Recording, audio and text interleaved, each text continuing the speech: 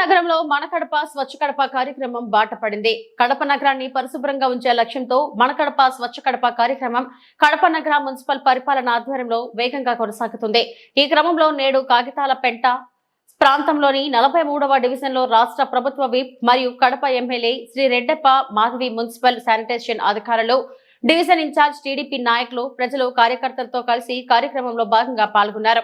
మురుగు కాలువలు, చెత్త నిర్వహణ, శానిటేషన్ పనులపై పర్యటన నిర్వహించి తగిన సూచనలు అందించారు. ఈ కార్యక్రమం ద్వారా నగరంలో మురుగు సమస్యలు, వ్యర్థాల సమస్యలు తగ్గించి ఆరోగ్యవంతమైన వాతావరణాన్ని కల్పించే దిశగా అడుగులు వేస్తున్నామని మున్సిపల్ అధికారులు తెలిపారు.